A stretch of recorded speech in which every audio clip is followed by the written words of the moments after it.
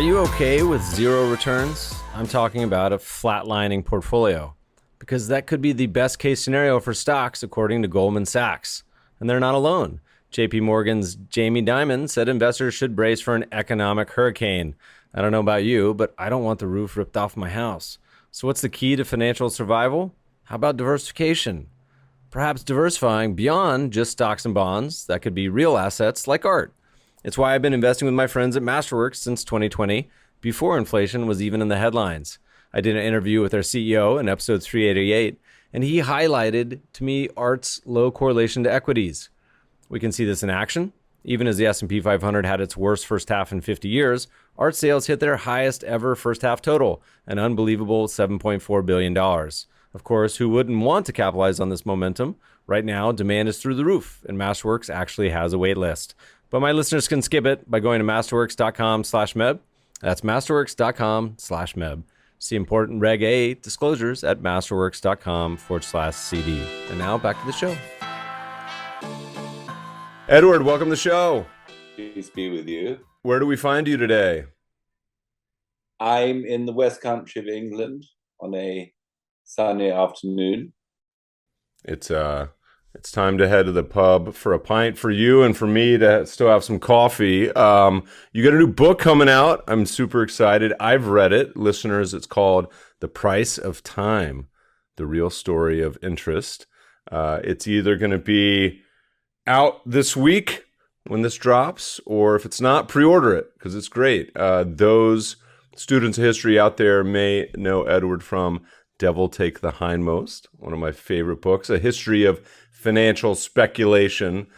Before we get to the new book, I have to ask you a question about the old book. What was your favorite bubble? Because I have one. And as you look back in history or mania, or is there any one that kind of speaks to your heart that you just said, you know what, this was really it for me. I love this one. And then I'll go after you do.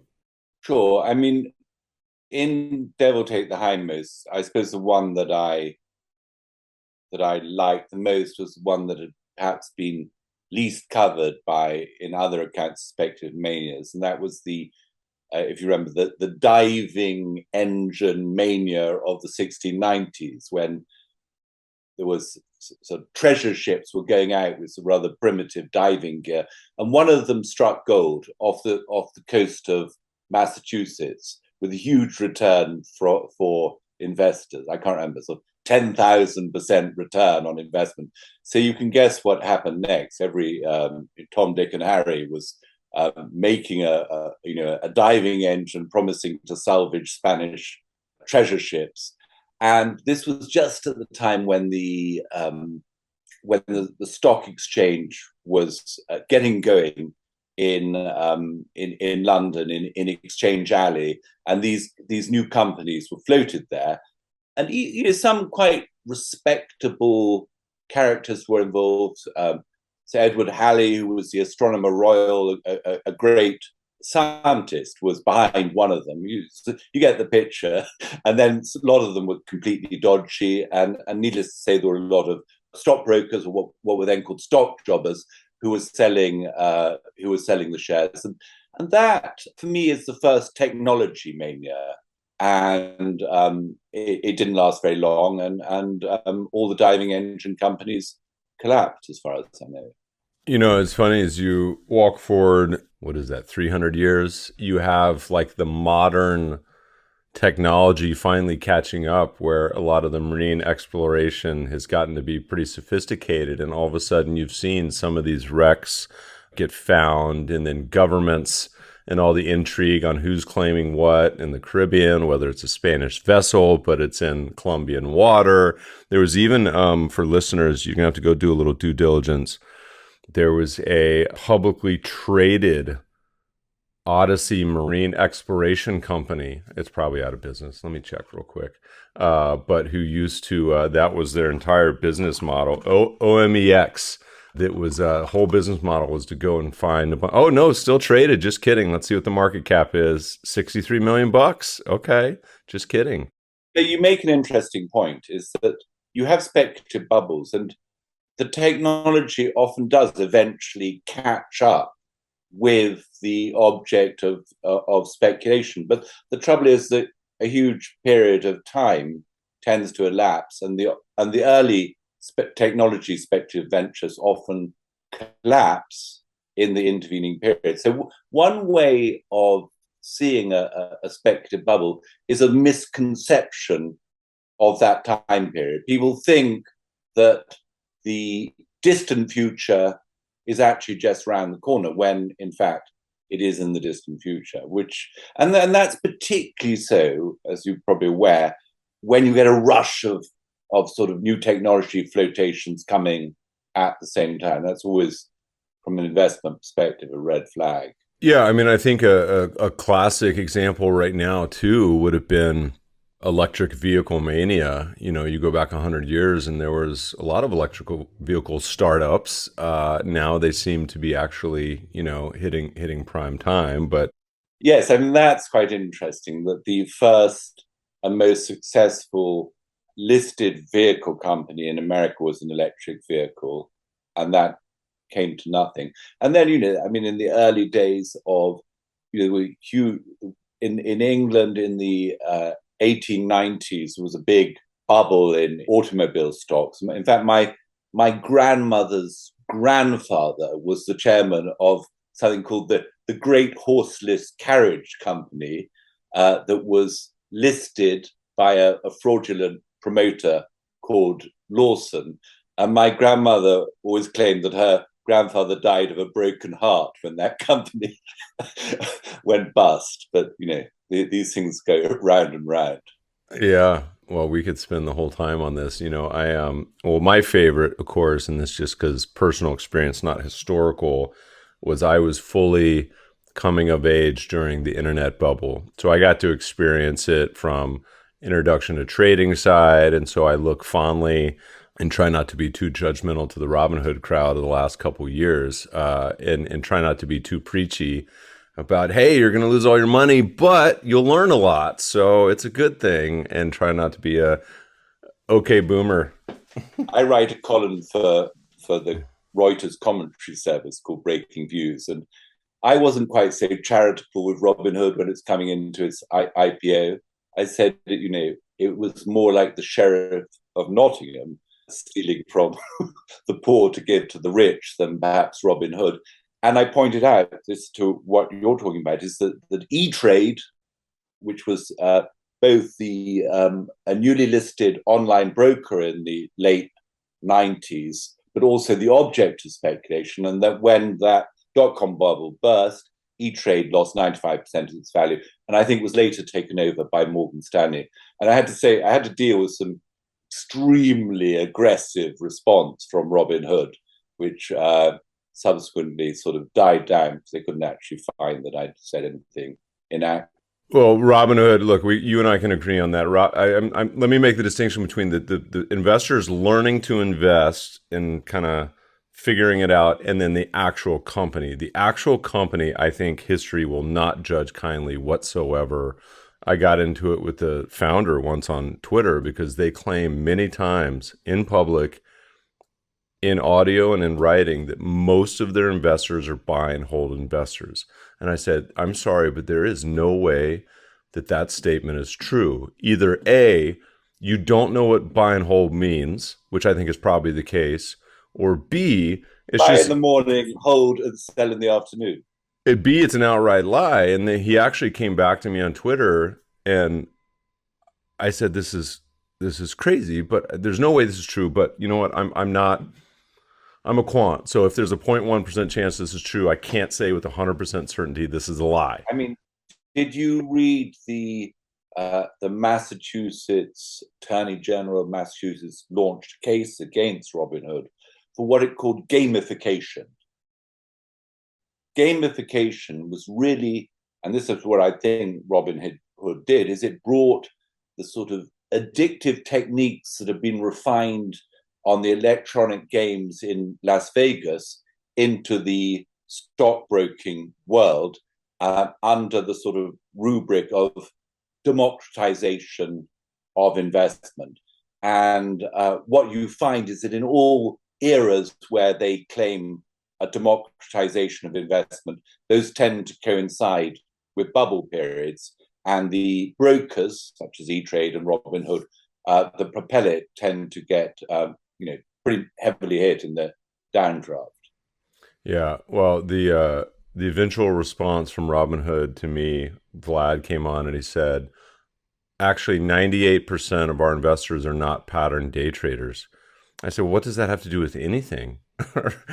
He's like, only 2% of our traders are pattern day traders. I said, what does that have to do with buy and hold? Like, what a ridiculous statement. Anyway, we could spend the entire time on Robinhood. Listeners, I have an old video that was called like 5 things Robinhood could do to like do right by their customers. And I think they've done none of them. So we'll check on the tombstone later. Edward, but it's funny you mentioned E-Trade because this is very meta. I think one of my first online investment was an account at E-Trade and also bought E-Trade stock. So I was deep in it in the 1990s. I learned all my lessons the hard way, which is in hindsight probably the most effective way because it's seared into your brain. But all right, let's talk about your book because you wrote an awesome book. It's out. What was the origin story motivation for this book? What caused you to put pen to paper? Was it just a big fat pandemic and you said, you know what, I got nothing else to do? Or you said, you know what, this is a topic that's been burning and itching. I can't let it go. I want to talk about it. What was the inspiration? Well, this book wasn't written in lockdown. It took a lot longer than that, I'm afraid. I'd say that the last 25 years of my time has been spent largely looking at what's going on in the financial markets at that current day, and then trying to see whether people understand it well enough and what's not well understood. So back in the 1990s, go back to the dot-com bubble, you're probably aware that at the time, the view in academic finance was this efficient market hypothesis, that markets, there were no such things as speculative bubbles, and that the market prices, that stock prices reflected rationally all available information, risks, so on and so forth. Now that was, patently untrue and quite evident if one read the history. So that sort of got me going on the dot-com bubble, and I wrote, Devil Take the Hindmost came out sort of in 99, just before the dot-com bust. Then what was quite interesting, I was expecting a hard landing after the dot-com bust, but no, we got, this great credit boom, global credit boom, and real estate bubble in US real estate. So I then sort of spent a few years working on we didn't publish it as a sort of a book to go out to retail investors, but more as a sort of report for the investment community. That was a book called Crunch Time for credit. And that was sort of trying to analyze credit, because I thought credit was misunderstood, which obviously was going into the global financial crisis when sort of very few people seemed to understand that we were right on the edge of a precipice. So after the financial crisis, interest rates were taken down to 0 in the US and to less than 0 in Europe and Japan.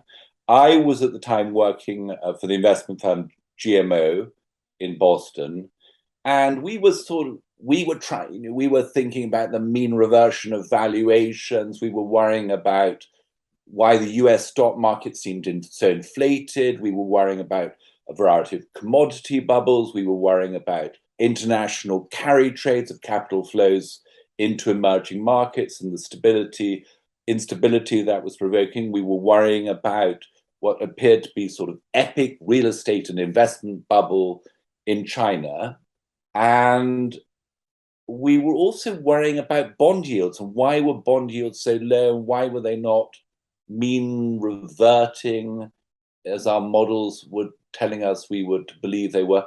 So I thought, well, hang on a second, we just don't understand interest as investors very much. And certainly the world, the economists and the policymakers don't really understand the ramifications of their ultra-low interest rates, both on the financial sector, on the real economy, and, if you will, on society at large. So I thought this is a complicated subject, the story of interest, but it's sort of, in a way, everything, I'm thinking sort of around the middle of the last decade, when I was, started to make this a project, that everything really hinges on what interest does. And this book is an attempt to show the sort of extraordinary richness and multiple functions that interest performs. So the great thing about this book, it's like part history, part financial education, part philosophy. Maybe in this brief podcast, give us the history of interest rates. Listeners, you can go read the book for the full dive, but we'll talk about a few things that are sort of interesting, because I feel like for the last few years, interest rates at zero, negative, was something that was certainly unfamiliar or surprise to a lot of people. I think I don't remember reading about it in textbooks in college, certainly, but maybe talk to us a little bit about. We have a long history of interest rates in the world. Most people, I assume, think it goes back 100 years, a couple hundred years, maybe to, I don't know, Amsterdam or Denmark or the Medicis or something. But really, it goes back further than that. Give us a little rewind. Yeah, so I opened the chapter with the origins of interest in the third millennia BC in the ancient Near East and Mesopotamia.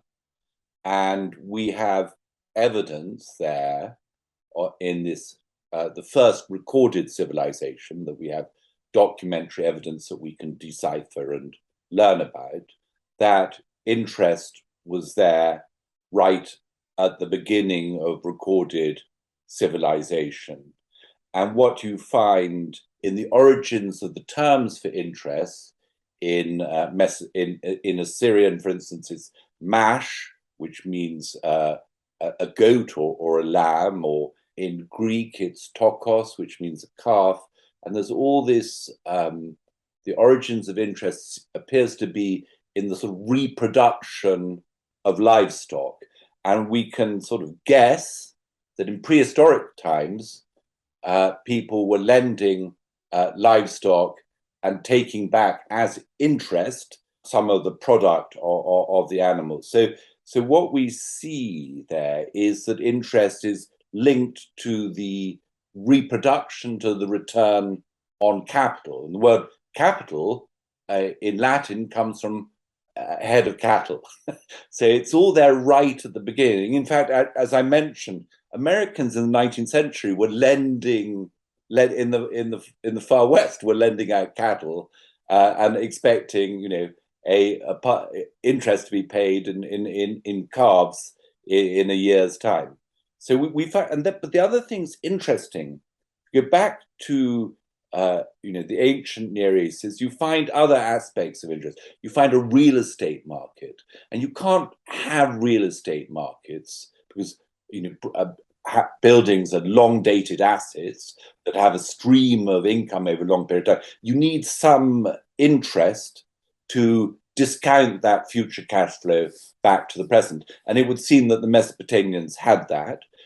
We find that this was a commercial trading civilization, that merchants who went on seafaring voyages, raising money with loans, were paying higher interest because of the risk involved in their projects. So you have that element of a risk and of interest reflecting risk, as it does in junk bonds and so forth. And then another interesting, as I point out, is the world's first laws, the Code of Hammurabi. If you look at it, actually, a lot of it is to do with interest rate regulation, stipulating what the maximum rates of interest were on barley loans and on silver loans, when interest should be forgiven, for instance, after a flood. And what we can surmise is that even back at that time, despite this regulation, the people lending and borrowing at interest were skirting around the regulations, so what we call regulatory arbitrage.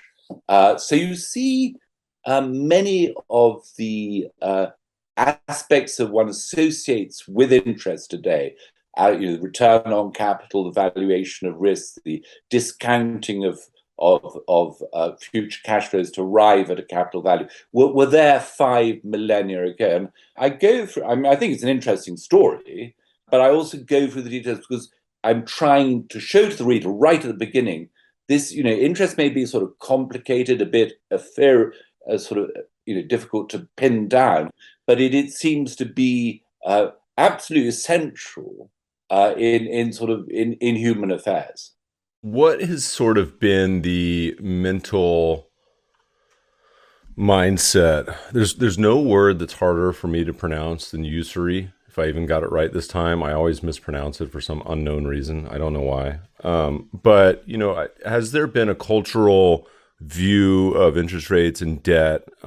Some cultures still have very specific views and kind of social constructs around it. How has that changed over the ages? Debtor prisons, all these sort of thoughts around.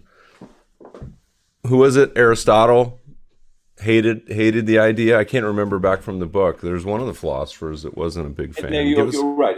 It's Aristotle. And I mean, the first point I think one should make is that in the great literature, over the centuries of writing about interest or usury, which is really a term for a sort of unfair rate of interest, the view has been that interest or usury was unfair and extortionate. Now, this view is not wholly incorrect. If you are, a peasant farmer and you are, desperate for some grain or some money to buy some grain or buy some livestock, and I am the landowner or a lender, and you come to me and I just press you for as much as I can get out of you. And we find, as I mentioned, in Mesopotamia, we find people taking slaves, in effect, as interest payments. Even, and we find in Mesopotamia, in Greece and in Rome, people falling into debt, bondage, and slavery due to extortionate interest. So that's the sort of, in a way, the well-known story of interest. But Aristotle tried to put a sort of philosophical gloss on why usury was bad. And he said the lender is asking back more than he has given. So, I gave you $1,000 and, in a year's time, I want $1,100 back. So that's unfair. I'm asking for more. And what I say is this is sort of wrong, because even in the term usury is the word use. And the use is you have the use of my capital for the course of a year. And use has value because time has value. And this was actually noted in the writings of the Greek philosopher Aristotle, was sort of repeated by the Catholic theologians in the Middle Ages. And they took Aristotle, they really took on his denunciations of interest to heart.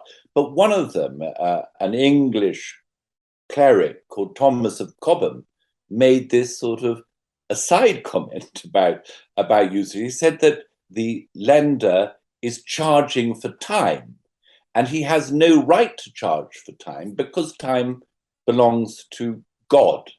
And as you enter into, the modern age or the age, whether it's the Renaissance or the birth of capitalism, well, obviously people are going to drop the idea that time belongs to God, and they'll say that time belongs to man. And once time belongs to man, and once time, as Ben Franklin says, is money, is valuable, then it seems quite reasonable that a buyer and a seller should meet together. A buyer and seller of money, or lender and borrower, should meet together and negotiate a fair price for the loan of money for a period of time, particularly when that money is going to be used for a profitable endeavor.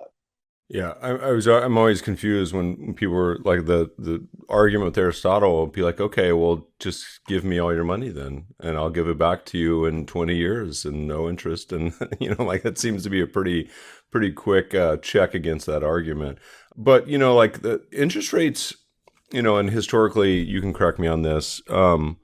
Have historically bounced around in a range that's certainly higher than today. And I don't know what the correct range is. You can correct me. Maybe it's 4 to 8% with the upper, bound of some of the sort of like almost the payday loans of today of the silver and barley. I'm trying to remember if it was like 25, 33, 40% or somewhere. But it's not zero. And so, there's some relationship already between culture and trust, but also clearly economic development.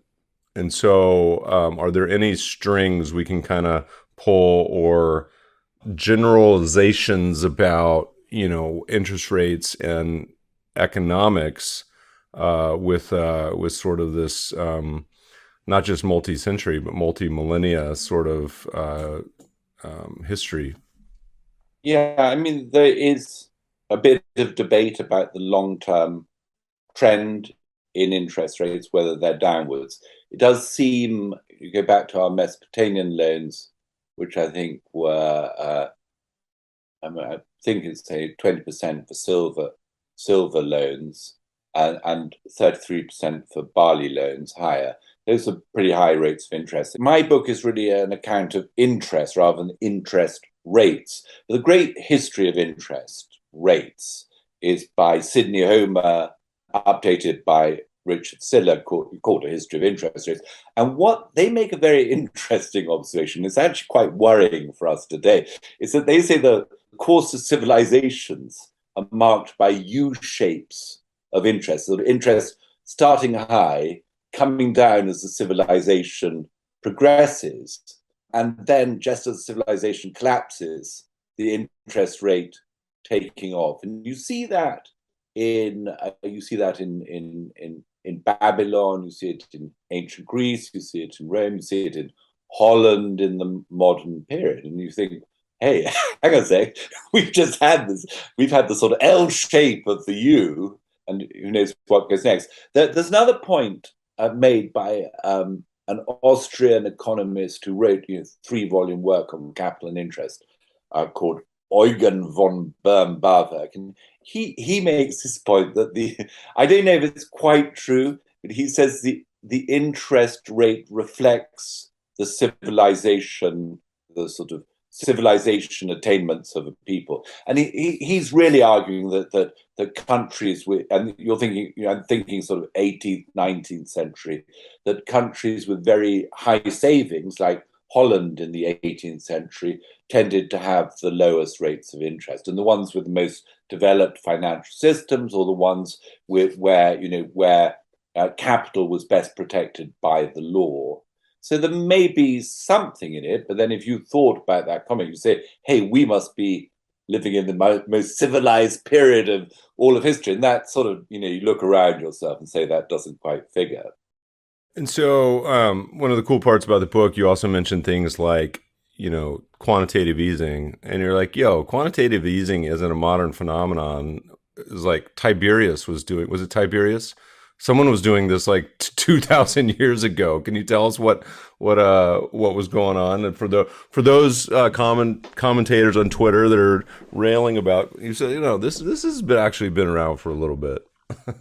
I mean, so Tiberius was said to have sort of raised taxes and locked up a lot of cash in his royal treasury, inducing a depression and widespread bankruptcies. And then, interestingly, he sort of realized he had to let the money out of his treasury, but needless to say, he gave it to the rich patricians who benefited from the relaxing, what I call the world's first QE experiment. But actually, if you remember, we go on, a much better analog for what we're thinking about today is what happened in the early 18th century in France, when John Law, this Scottish adventurer, arrives in France, and he sees the country as sort of the death of the King Louis XIV, 1750, the monarchy is bankrupt, the nation is depressed, prices are falling, and Law says to the regent, let me found a bank, and I will establish a company, and I will print money and bring down interest rates. And that's what Law did, really, in 1719 and 1720. And the result was initially a period of prosperity and a decline in the level of interest, and this printing of money led to the Great Mississippi Bubble, which was concentrated around the share price of the Mississippi Company that John Law also ran. So he was sort of, if you will, sort of half Elon Musk, half Ben Bernanke. He was sort of half central banker, half speculative entrepreneur. And the price of the Mississippi Company, which was an enormous agglomeration of different businesses, probably worth sort of something like sort of 2 times French GDP, and that the stock price rose, I think, 20-fold in the course of the year. And this is interesting, is that Law brought interest rates down from around sort of 6 to 8%, brought them down to 2%, and the Mississippi Company was trading on a PE of 50 times, which, as you know, is an earnings yield of 2%. So the sort of share price, and as Law himself realizes, hey, you say this stock is expensive, but it's cheap relative to the interest rate. Well, we heard a lot of that in the last few years. And then the other thing, which is so interesting about this period, is that, as I say, initially there was a great burst of prosperity, but a contemporary banker who knew Law, called Richard Chancellor, he said, he wrote about this and analyzed Mississippi Bubble, and he said, well, you can print all this money, and initially it's trapped in the financial system, but eventually there are 2 problems. First of all, there is no way of removing it. And secondly, eventually it will spill out into what he called, the wider circulation, what we call the broader economy, and feed through into an inflation. So and then the most extraordinary thing, if you read accounts of Law's system, his QE experiment, you find that the academic economists are saying, yeah, this is great. Law is wonderful. He is the model upon which we base modern central banking. And you think they base as their model a guy who, admittedly very brilliant, was, and who at one stage was, like Elon Musk, the richest man in the world, but whose brief period of preeminence lasted, 18 months, and then, a tremendous collapse, and Law had to flee the country, lived in exile, sort of near penniless for the rest of his life. So, I mean, it tells you that, to my mind, it tells you that sort of modern central banking has sort of built itself on very sort of soft foundations, if you will. It's a great story. The analogy you made, I actually wrote an article about a year ago because I was growing weary of hearing this, but people were justifying, particularly in the US, high stock valuations because interest rates were low. And I think the name of the piece, we'll link to it in the show notes, listeners, was stocks are allowed to be expensive because bond yields are low, ... right? And we basically went through, at least for the last 120 plus years, that wasn't the case. Well, excuse me. It was the case that, yes, stocks did well when interest rates were low, but it was entirely due to the fact that stock valuations were exceptionally low when interest rates were low, usually because the economy was in the tank, interest rates were lowered, because everything over the past decade or 20 years had been terrible, and stocks had gotten crushed, and inflation, was high, and valuations were low, all these things. And then you had this recent period where everything was like the land of milk and honey in the US for the past decade, but interest rates were also low, which was like the big outlier. Anyway, it's a fun piece, listeners. I don't think anyone read it. Certainly no one liked it. but it's fun to dive into. But I've been writing that same piece for, on and off for 20 years. And you've gotten the equal amount of either non-interest or disdain. Which is the more likely emotion? I don't know. Look, the thing is that you're aware of this thing called the Fed model for valuing the stock market. The Fed model is basically taking the 10-year Treasury yield, throwing an equity risk premium, a little premium for owning volatile equities, and saying that should be the fair value of the stock market. Now, it's some level for sort of in the short term, it makes sense that if you're choosing between, particularly when if bond yields are very low and equity yields are quite high, you can see that people will sort of chase the higher yield. But the trouble is that over the long run, we don't find stable relationship between bond yields and earnings yields. So sometimes they're sort of stable. Sometimes bond markets and equity markets move in the opposite direction. Other times they move together. I think in the 1970s, earnings yield on the stock market going into the 1970s, earnings yield on the U.S. stock market was much higher than it is today. I'm talking about a cyclically adjusted earnings yield, not just 1 year.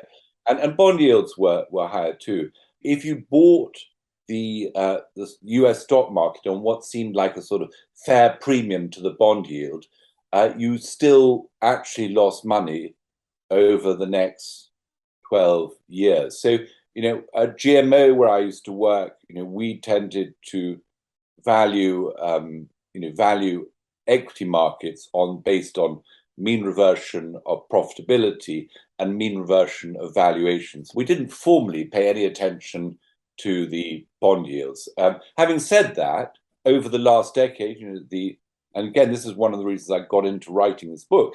Over the last decade, U.S. stock market until this year was sort of compounding at more than 10% a year, despite the fact it was starting off at what was historically high valuation. One has to be quite adaptive when one's actually looking at markets and the environment once in. Yeah. Jeremy had a good quote. We queue up some of these quotes of the day, and he goes, this is on my Twitter from a month ago. He goes, "You don't get rewarded for taking risks. You get rewarded for buying cheap assets. And if the assets you bought get pushed up in price simply because they were risky, then you're not going to be rewarded for taking a risk. You're going to be punished for it." And we got some opinionated responses to that. So low rates, this environment we've been in is kind of, you spend part of the time in the book. There's some effects slash, things that coincide with whether it's a philosophical mindset on how people behave with low rates, whether it's actual economic impact on what low rates contribute to. I live in Los Angeles. My goodness, you can go find a $40 hamburger here, and you can also, not find a place to live because prices are so expensive on housing. But talk to us just a little bit about what have low rates contributed to, and is that all good? Is it all bad? Any lessons from history we can draw out from this current environment we're in? Yeah, I mean, so what I try to do in the second half of the book is to examine the consequences of the very low interest rates the unprecedented low interest rates that we saw in the last decade after the global financial crisis. And I sort of look at it in different ways. I start by looking at capital allocation. So, interest is also the hurdle rate at which you lend money, which you make an investment. How soon am I going to get? What's the payback time? What period? Your payback period is your sort of embedded interest on or return on capital. And I argue that the zombie phenomenon that we've seen really across the world, in China, in Europe, in the US, where companies earning and not even earning enough profit to pay their miserably low interest charges, that capital is trapped has been trapped in zombie companies, and that the very low interest rates have delayed and suspended the process of creative destruction, which the Austrian economist Joseph Schumpeter said was the essence of the capitalist process. But closer to home, to your home, I also argue that interest is the very low interest rates and, if you will, a sort of desperate search for high returns in a low interest rate world is what fueled this great flow of capital, of what you might call blind capital, into Silicon Valley. As Jim Grant writes somewhere, unicorns like to graze on low interest rates. The lower, the better. So, if you will, you've got this misallocation of capital, both into sort of your zombies, but also into your unicorns, your electric vehicle stocks, or whatever. Yeah. So that's one aspect. The other we've just been talking about is the valuations. Is that the very low interest rates, the very low discount rates, seems to be behind what's called the everything bubble. Actually, I haven't read it, but someone called Alistair Nairn has written this book called "The End of the Everything Bubble." Now, the everything bubbles, sort of, particularly during the COVID market mania, incorporated everything, from SPACs to vintage cars and so forth. And you see it sort of around the world. And I say, go back to the bubble in Chinese real estate, which is probably the biggest real estate bubble in the history of man. And I'm saying, I think that the rise in wealth, in reported wealth, which seems to be almost independent of actually the wealth creating activities of individuals, that this, what you call a sort of virtual wealth, was a function of these very low interest rates. And then, I also talk about interest as the, what I was mentioning in ancient Babylon, as how interest rates reflect risk. And in this low interest rate period, you find that as interest rates fall, people take on more risk. I think, as Jeremy was alluding to in that piece you just read out, people take on more risk in order to compensate for the loss of income. So you get, masses of yield chasing, both in, domestic markets, high yield, leverage loans, so forth, but also international carry trade. So it's sort of financially destabilizing. There's a lot of weird parts to it, but the negative rates was certainly a weird period. But we've always had this Japan outlier situation for a long time, where they've kind of been a low rate environment for, my lifetime, I think, which would probably be the right time horizon almost, but for a long time at least. How should we think about living in this time? A lot of investors, particularly the younger cohort, haven't lived in a time of A, higher inflation, but B, what we would call financial repression, which, listeners, is a period where interest rates are lower than the rate of inflation, and not just by a little bit right now. And who knows how long this inflation will stick around, but by a lot bit currently. Are there some other examples in history? I know we've had a few, certainly in the US in the past century, but as far as, is that totally a outlier, over the centuries, or what? Well, financial repression, or the policy of keeping interest rates below the rate of inflation, is a tool for paying off excessive debt. And we saw that in Europe and in the United States after the Second World War, when interest rate, Britain and the US had high levels of debt, relatively high levels of debt after the Second World War. Over the following 30-year period, the interest rates were kept low, inflation got into the system, and really most of the debt that got paid off in the post-war period, I think in the US, sort of equivalent of 3.5 percentage points of GDP per annum, was paid off through this financial repression.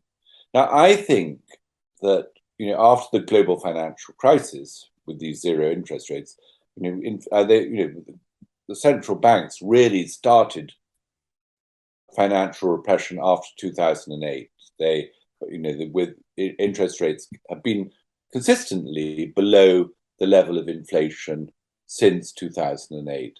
The difference is that for the first 12 years or 13 years of this period, inflation remained relatively under control within the sort of target range of the central banks. And so if you actually held cash over that period, you tended to lose money. However, the other difference of this financial repression, the sort of post-GFC financial repression, is that the system carried on taking more and more debt. So that was mainly households were sort of deleveraging, fair enough, but actually US corporations, as you know, were taking on debt to buy back their shares. So sort of massive buyback splurge. And the government, US government, particularly in the sort of late stages of the Trump administration, were running enormously high deficits, which ballooned during the COVID era. And it's quite clear that the corporations wouldn't have been leveraging themselves and the government wouldn't have been borrowing so much had interest rates been at a higher level. It's difficult to say what's coming next. My feeling now is that we're in financial repression phase 2, in which interest rates rise on the back of inflation. They still remain below inflation, and but nevertheless, the gap between the interest rate and inflation allows this debt mountain to be reduced somewhat over the coming days. So I think as I say, we don't know the future, but I think the sort of era of leveraged financial returns, or what we call financial engineering, the era which has been so easy for private equity and for your activists, investors, taking a large stake in a company and just saying, hey, you've got to buy back your shares and borrow. So I think that era has come to an end. Who knows? We'll see. I'm bullish on politicians, but also governments to surprise us with all sorts of new innovations, new ideas on. And if you believe Kathy Wood, we're going to have 50% GDP growth anyway here for the next sometime in the next 5 years. So that may save us all. AI. Give us a little boots on the ground overview of what's going on your side of the pond. UK stock market stomped the US from 2000 to 2007-ish, or whatever that decade might have been. It's been kind of in a sideways malaise here for a while, man. What's the vibe over there? Are people just disinterested? Brexit was the topic du jour for a while, and then all the Boris stuff going on. Is this valuations, which historically have kind of gone back and forth with the U.S. forever, are at a massive discount to what's going on in the U.S. How you feeling over there? What's the vibe? Well, as you say, UK stock market hasn't really been going anywhere for a while, and looks cheap on these traditional valuation measures. Why has it not been doing particularly well? I suppose partly because we didn't have the sort of tech titans. We didn't have any fan mags or whatever you want to call them. And as you know, the S&P returns have been largely from a small, largely very highly concentrated cohort of top 6 companies. So we missed out on that. I think perhaps this year we have a bit more energy in the UK index, so with Shell and BP, so that probably helps us a bit relative. It's difficult. I don't have a particularly strong view on why, aside from this sort of imbalance, why the UK market has done so poorly. I don't think, because unlike Europe, Britain Britain retains its own currency, and therefore we can we can devalue our currency. That gives should give the stock market a bit more flexibility. I don't. I think it may be just that at the moment the UK market is a relatively good bet. So you sort of come back in 10 years' time, and you probably will find that the UK market has outperformed the US market just on the grounds that it had a lower starting valuation. That's the sort of the argument that GMO would put. So. Well, that's my guess, but I would have said that over the last couple of years too. So the valuation, listeners, is probably less than, I think it's less than half the U.S. is now. So take that what for you may. We'll check back in with Edward in 2032. Sorry, I was trying to do the math. I'm like, how far away is 10 years from now? All right. So as we start to wind down here today, anything particularly from the book or topics that we didn't talk about that you're like, you know what, Meb, you must have skipped page 212 because this was like the linchpin of this book, or said differently, doesn't have to be the book, but what's got you excited or confused as we look to the future? So either one of those topics, feel free to run with. Yeah, I mean, what we perhaps haven't discussed at length is my argument that capitalism is sort of exists only because there is interest. That capital only has meaning with interest. That as I go back, as I said earlier, you need to discount some future cash flow to arrive at capital value. That's what capital is. And in my last chapter, I argue that this manipulation of interest is actually bringing about a huge amount of economic malaise, the low productivity growth that follows from the misallocation of capital and the thwarting of created destruction, but also the inequality that arises is not the good inequality that comes from an entrepreneur founding a business and creating jobs and so forth. It's the sort of bad inequality that largely accrues to people who haven't really done that much to earn it. And I argue in the book, I have a sort of chapter on inequality, and it's 10 years ago thereabouts, Thomas Piketty, the Frenchman, wrote this thing saying, inequality happens when the rate of return R is greater than the growth rate. And I say, no, look at it.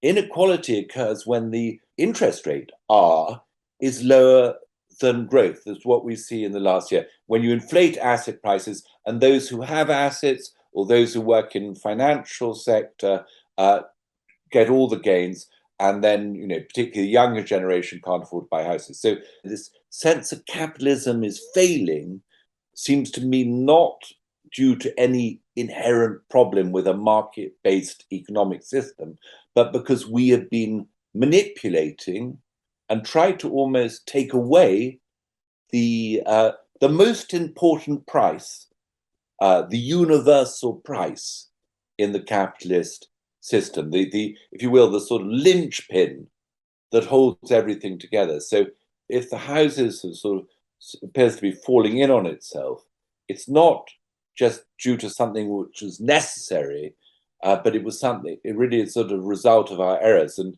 I suppose if I want this, I think this book should be interesting to people who are interested in investment history. But I also think, if you want to understand the problems, so the social and economic problems of the modern day, you need to sort of take to a prize what interest is and what it does and how necessary it is for us. And you go back to what we were saying earlier. We have a long history of denouncing interest, going back to Aristotle and even earlier. And this book is really saying, well, it's not in favor of high interest; it's in favor of fair interest, because a society in equilibrium, an economy that's growing, will have a fair rate of interest. And that is not what we've seen really for the last 20 odd years. Yeah. As we get ready to release you into the evening, we normally ask the guests, and you can answer this one as you see fit. What has been their most memorable investment? And you, as an author who just put in a new book, you can choose to answer that because it can be good, bad, in between. Going back to your childhood or going back to yesterday, whatever the time frame you like. But you could also answer it as, what's the most memorable or interesting thing you unearthed in writing this book? I'll let you take it either way or both. If you're like, you know what, Meb, I got a damn good answer for both. Let's go. Either way you want to take that. My most memorable investment was I'm a friend of a London hedge fund manager, Chris Binodi. I had a sort of boozy lunch with him one day. He gave me a stock tip. And I came back. It was a leveraged, near bankrupt nursing home company. And I thought, shall I buy it for myself? I said, no, I don't know anything about it. I put it in my wife. I put £10,000 in my wife's name, and it went up 18-fold. It was taken over 6 months. Wait. It was taken over 6 months later. And all my wife did was complain to me at her huge capital gains tax bill. that I have never forgotten. Tell you what, I'll pay the capital gains, but you got to give me. I'll pay the taxes. You got to give me the capital gains for it. That's a good trade. Yeah, that's great. I love it. You know, the stock tips are so funny. I have so many friends that are professional discretionary money managers, and I'm a quant, so you know it.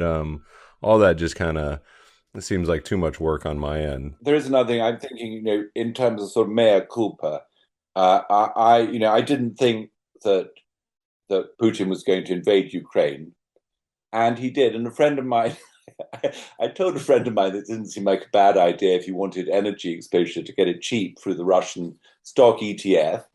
And so then he called me up afterwards, said it's down a third after, you know, tanks rolled across the border. I said, well, you know, it's cheaper now.